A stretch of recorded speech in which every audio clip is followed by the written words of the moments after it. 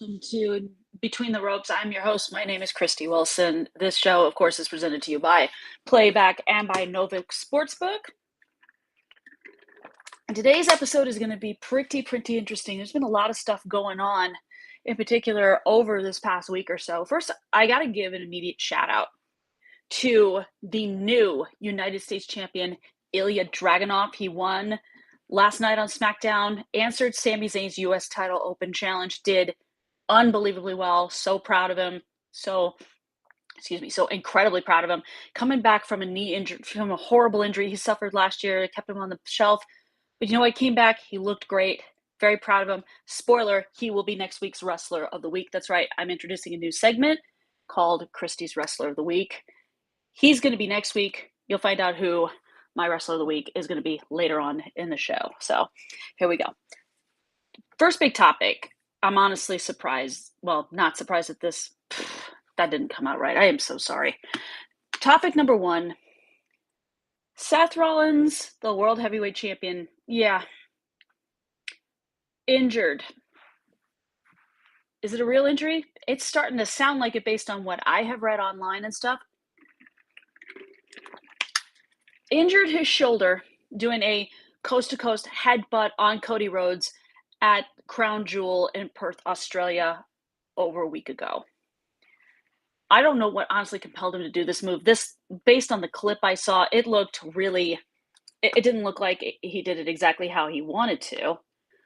But I guess with the impact when he hit Cody, it also hurt his shoulder. I don't know how. I would have to ask a doctor, someone who's a little bit more experienced in these sort of things. So, I mean, if there are any doctors, tell me in the chat. But this puts his World Heavyweight title reign in jeopardy right now because of the injury. And there is the possibility of surgery for either the shoulder or possibly the rotator cuff. Rotator cuff, I think, is probably the worst part of the shoulders that takes a while to recover from. Seth may have to vacate his championship. Now, CM Punk is the number one contender. I don't know how they're going to address this. I know it's being advertised online that Adam Pearce is going to address the injury situation on Monday Night Raw on Netflix. So that's going to be addressed. I don't know what it's going to be. I would say if this is going to keep him out till possibly, God forbid, WrestleMania, then Seth does need to vacate the title. With Punk as the number one contender, you either do a tournament to determine who he faces, or you do, say, something like a fatal four-way match to determine who he faces at, I'm thinking this match, if it happens, Punk could be facing whoever wins a potential fatal four-way. And I'll tell you who I would have in that match. I would have Punk face this opponent at Saturday night's main event, which is coming up November 1st in Salt Lake City, Utah. Now, here's who I would book for this match. It's clear people want LA Knight, and I agree. I want to see him in a match like this. So put him in a fatal four-way. You have LA Knight. I know nobody's going to like this. Jey Uso. You put him in there. So that's two. If you want to keep some element of the Vision in there, you may want to put Braun Breaker in this match. So that's number three. Number four, again, that's going to be a toughie. I mean, would I put Bronson Reed in there? No, I don't like that idea. There's Roman Reigns, but then again, I think he's got other things going on, so I don't think he wants a championship right now. I don't think that's a good idea. The fourth person, I'm trying to think really hard. I'm trying to think. Who would be a good person in this match? There's a good number of people who should get a shot at it. But I would probably have to, if I could. This is just hard, even for me, and I can usually think of these things pretty quickly. I would have said someone like Andrade, but there's a story coming up with him later on in the show that I will address. So, but definitely LA Knight, Jey Uso. Great. Why am I now forgetting? But it's Braun Breaker, LA Knight, Jey Uso. I would probably put in, if I possibly could. I would probably, you guys are going to hate me for this one, but I got to say it anyway. I would probably put in I would probably put in someone like, oh, I don't know, Carmelo Hayes. I mean, he's not getting much opportunity, and he seems to be a forgotten person. So I would put those four in there. So there you go. Hold on one moment. Come here. Come here. Come here. This one decided to show up. You heard her meowing. Yeah, this is. Say hi to everyone, Chloe. Yeah. But that's a fatal four way. If Seth vacates the title, have that match to determine who Punk faces at Saturday night's main event on November 1st in Salt Lake City, and just go from there. That's pretty much the best solution to that one. So, like I said, best solution to that problem. Get back here. There we go. Another big thing happened, of course, this past Tuesday. At a women's battle royal to determine who the number one contender for the NXT Women's Championship. Now, I've been trying to look up information on how bad JC Jane's own injury was. As you know, she supposedly had a leg or knee injury at a house show. I think it was an NXT live event in Columbus, Ohio. The official threw up the X indicating cut the match. She's hurt. We don't know what's going to go on with that. But since this NXT episode was taped, I'm going to tell you, the new number one contender for the NXT Women's title, who JC Jane is probably going to face at Halloween Havoc, and I say probably because we don't know what's going on with her either, is not the most unlikeliest person I never thought would get this opportunity, and that's Tatum Paxley. Now we know Tatum's story. She likes to. She really, really, really wants to be friends with certain people. She tried being friends with Lyra Valkyria, freaked her out, but they became buddy. She tried being friends. She seemed to have found a sisterhood with Gigi Dolan, now Priscilla Kelly, and Shotzi Blackheart. Those two were later released. It had such potential as the faction Chemical X. If you are a Powerpuff Girls fan, you know what I'm referring to. So, go on. But you see that, and then goes into the lonely, depressing, everybody's leaving me, until, ironically, the subject of this week's Roast a Wrestler and her faction came in and said, we'll be friends with you, Tatum. And that's after Sol Ruca and Zarya tried to befriend Tatum Paxley too. But back to the match. Really interesting match. I mean, Kalani Jordan had a Kofi Kingston moment where she didn't get eliminated because if you know Battle Royal, it's over the top rope. Both feet have to hit the ground, landed on her hands, tried to do this thing like the stuff that Kofi Kingston does all the time, which is pretty epic. Didn't make it back into the ring. She got eliminated by poor Kalani. Oh, well. But no, Tatum Paxley won. Pretty shocking. But I'm hoping and praying that Tatum is the one to take the title off of JC Jane, because to me, JC Jane, I'm sorry. You are a typical heel. At some point, you're going to be in the Roast a Wrestler segment, JC. Eventually, you will get there. I guarantee it. But yeah, that's pretty massive considering, I mean, everyone in the audience was shocked, and even I was. Lyra Valkyria came out to celebrate with her friend, and the subject of this week's Roast a Wrestler we'll get to, oh boy, she looked angry, but like I said, we'll get to her later.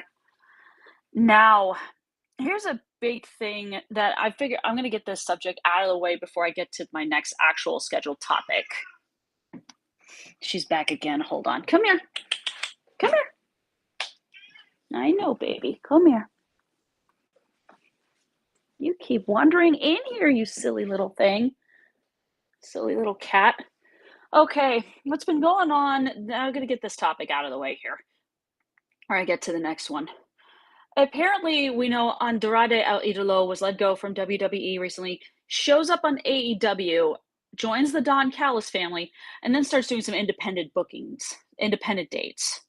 Well, apparently that got him into trouble, because as this story has continued to unfold, he may have, WWE used to have the 30 or 90-day non-compete clauses in the contracts. 30 days if you were signed to NXT and you were let go during your time period. Yeah, you just saw it. This little one licked my hand. The other one is the 90-day non-compete clause. I mean, you're still going to get paid, but you can't work any other bookings are assigned with any other company. Apparently, if Andrade didn't know that, well, he ended up showing up quickly after. I guess he figures he was fired. Those things don't go into effect. Well, apparently they do, and WWE had to send AEW a cease and desist letter, putting Andrade on television. So, not working out too well for him. He did do the independent bookings, did win a title with a different promotion. That also got him in trouble. Now he may not compete for one full calendar year. For 1 year. That sounds ridiculous. If I knew a lawyer who could explain this to me, I would, because I kind of don't know this sort of thing. But it sounds like just Andrade got himself into some legal hot water. I don't know how much Tony Khan knew about this. I'm sure he didn't. But yeah, Andrade, dude, you are in trouble. Should have had your crap figured out before anything. So naughty, naughty, naughty. That's all I gotta say. But all I gotta say is this drama involving him. I wouldn't be surprised if, say, it ends up going to court. That's always a possibility. Okay, you try to say goodbye again. Nope, lick the thumb. All right, go on. Okay, we got that out of the way. Oh Lord, today is a big day if you are an AEW fan. AEW Wrestle Dream. That's taking place in St. Louis, Missouri. Today, I think the kickoff show is going to be starting, I think, in about 48 minutes or so. You can watch it for free on YouTube. The actual pay-per-view you can get through Amazon Plus or Amazon HBO Max and Amazon Prime Video. You can get it through either one of those. The match card is pretty interesting. I will be honest. It is an interesting match card, and I'm going to see if I can pull it up here. There we go. Definitely got some matches on this card that are very interesting. I'm going to go with, this is the main card, by the way, the trios match. This is the Hurt Syndicate versus the Demand. The Demand is Ricochet and the Gates of Agony. You know who the Hurt Syndicate is MVP. Bobby Lashley and Shelton Benjamin. They hurt people. I mean, this has been building up for a while. Ricochet just can't seem to take rejection, so he recruits the Gates of Agony to join him to take down the Hurt Syndicate. Well, there you go. Who am I picking? I would like to see the Hurt Syndicate win this match just to get Ricochet and the Gates of Agony out, because the Demand doesn't feel like a faction. It feels like just three dudes just randomly thrown together, and they just throw it together and see what sticks. So there's that. Next match on the card is a grudge match. This is Jamie Hayter versus Tekla. Tekla just said, you just happen to be in the wrong place, wrong time, so I decided to beat the crap out of you. And Jamie Hayter wants to get even with this toxic Spider Woman. Make her pay. So if I had to pick, I mean, both are brilliant. I like both of them a lot.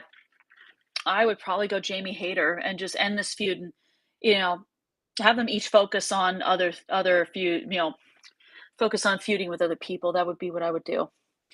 We've got a match with some implications here. Next on the card is the $500,000 match. The Young Bucks, or Young Clucks, whatever come up with any derogatory name for them you want. I don't care. Throw it at me. And I will probably laugh my ass off. So let's throw it at me. Just throw it out there. Versus the newly reunited Jurassic Express, Jungle Boy, Jack Perry, and Luchasaurus.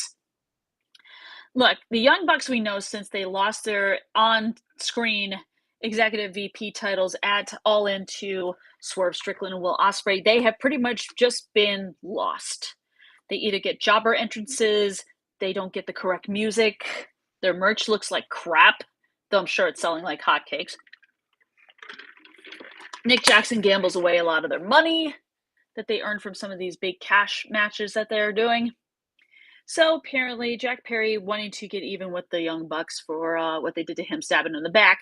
There's a $500K match on the line. I'm going to go Jurassic Express. They just reunited. It makes sense. And besides, I don't know if Mr. Perry and Mr. Luchasaurus need the money, but it would be nice. It would be really, really cool. Now I'm going to get into some title matches on this card. This should be good. Wrestle Dreams AEW World Tag Team Championships. Brody King and Bandito. Bandito, the current Ring of Honor World Champion, are going to take on this team that just needs to basically kill each other. They're in the Don Callis family. It's the current AEW Unified Champion, Konosuke Okada, the Rainmaker, and Konosuke Takeshita, the newly crowned IWGP World Champion. I'm just going to get this out of the way. Brodito's going to retain because, let's face it, Okada and Takeshita just want to beat the holy living crap out of each other. I mean, it doesn't take a rocket scientist to see what's going on with this. It just doesn't. It doesn't take a genius. And even, I mean, I'm not a genius, and even I know they probably just want to beat the holy living crap out of each other, so let them go at it. Don't team them up. Next one, TNT title. This is Kyle Fletcher putting his title on the line against the Sussex County Chicken, Mark Briscoe. Mark Briscoe, one half of one of the greatest tag teams of all time,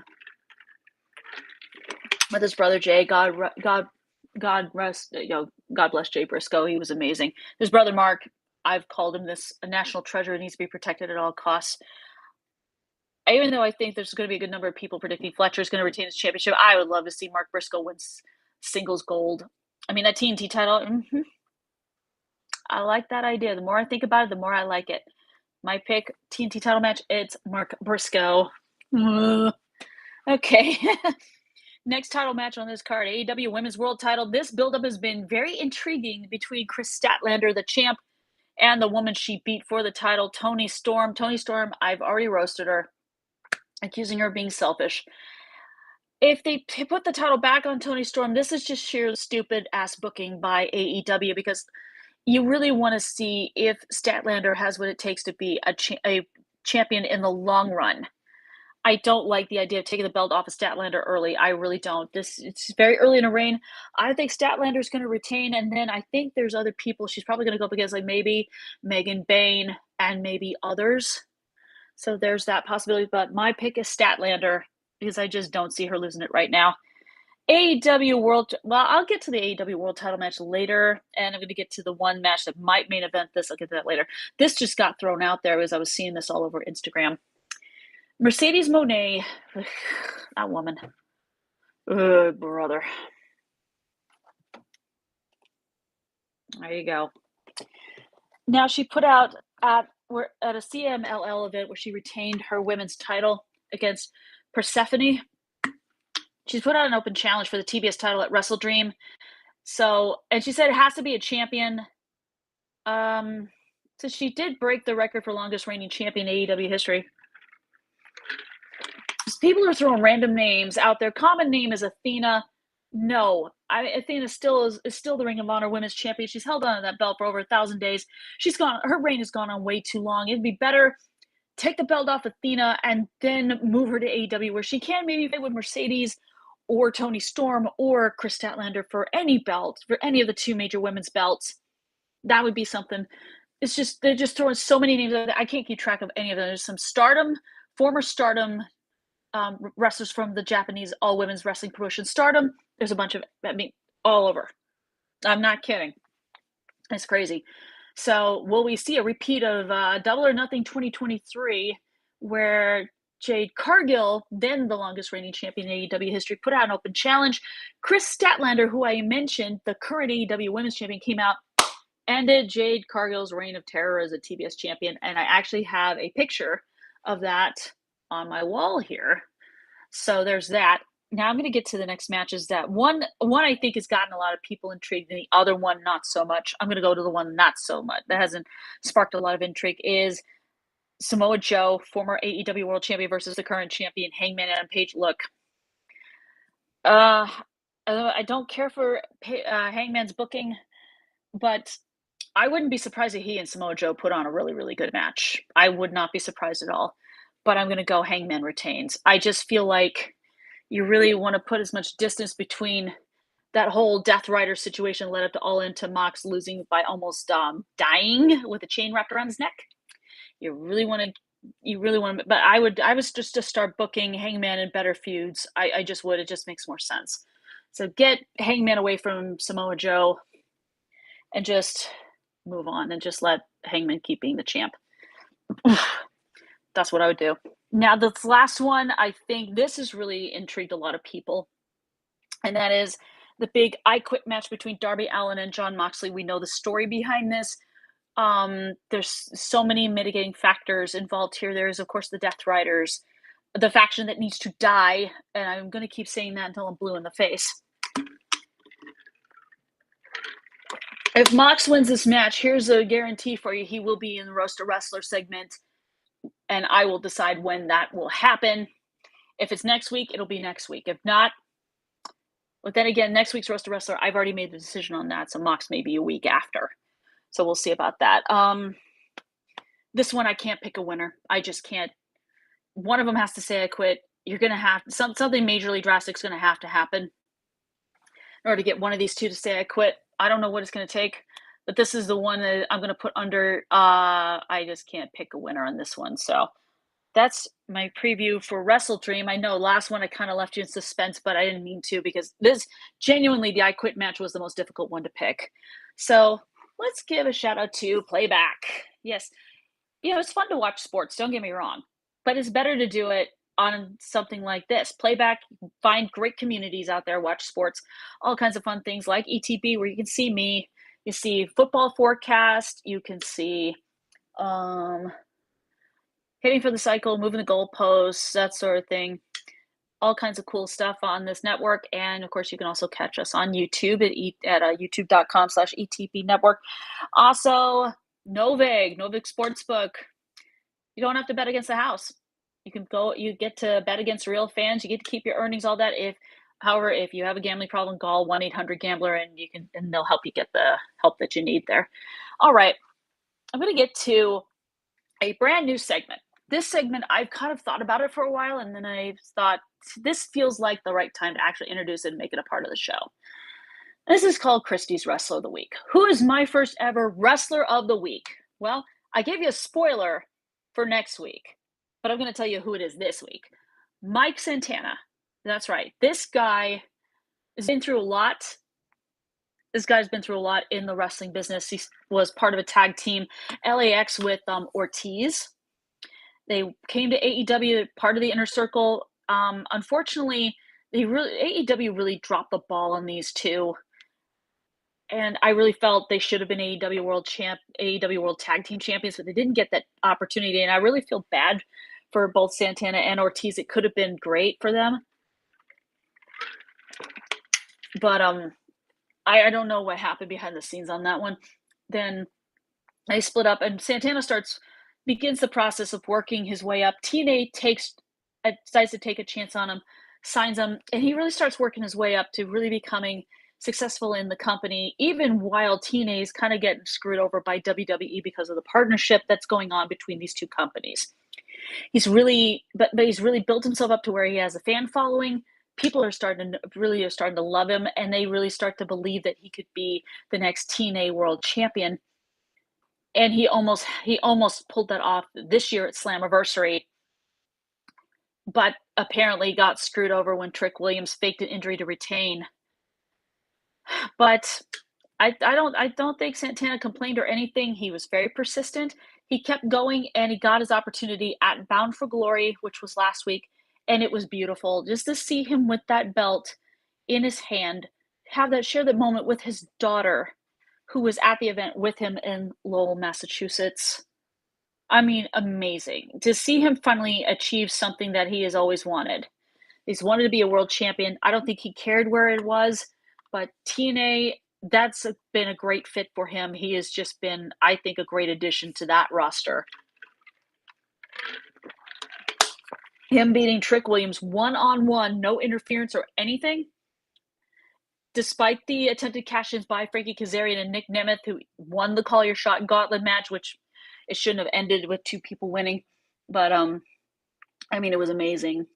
And it was just, I was almost brought to tears seeing him put the title belt on his daughter's shoulder. It was so sweet.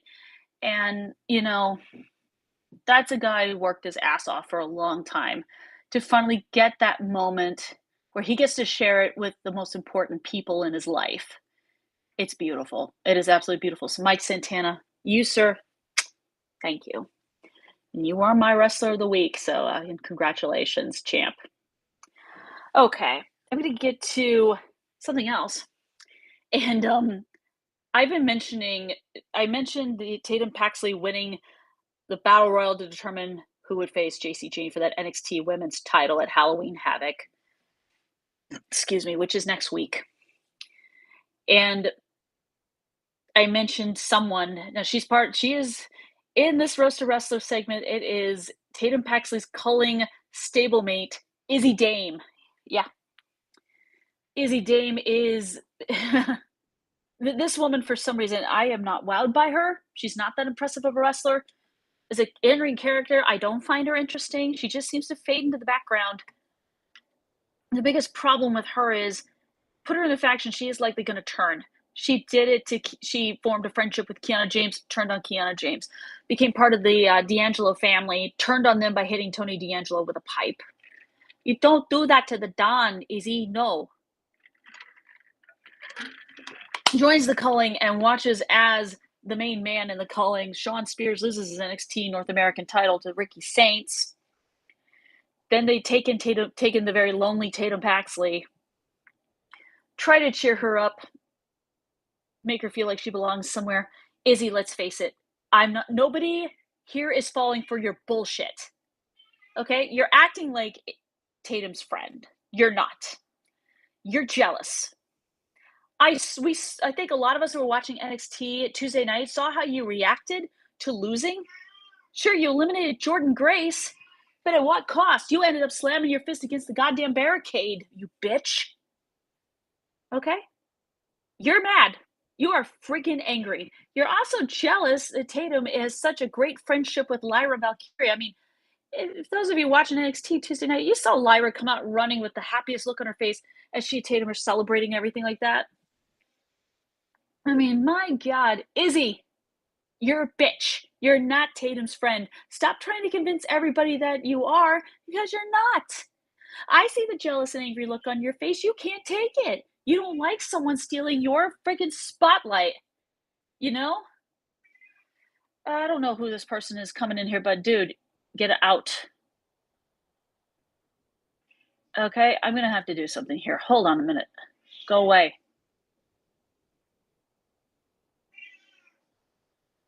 Let's see. Oh. Hold on. Please ignore the cat basically meowing right now. I'm going to get you out of here. I do not want to see that kind of BS in this chat ever again. There was a very explicit comment. I had to get rid of the person. So, bye-bye. Now back. Izzy Dame, bitch. You basically do not... You suck. You're not Tatum's friend. You're jealous as shit. And if anyone's watching, clip this. Izzy Dame, you are not Tatum Paxley's friend. And if you interfere in this match against her and JC Jane, you ain't gonna like the result of what happens when you do. Okay? I'm probably gonna have to roast you a second time. And believe me, I have no energy and I don't have much patience. So heed the warning very, very carefully, Miss Izzy Dame. You don't want to get roasted by me a second time. You really don't. And I don't want to have to resort to it, but I'm going to. That's exactly, and I will. So, oh boy. But you want in here? Where'd you go? Hold on a minute. You want back in here? Come here. Come here. Come here. Oh my God. Okay. So thank everyone for watching. This one had to come back. I am sorry. But I'm going to see you folks next week with a new episode of Between the Ropes.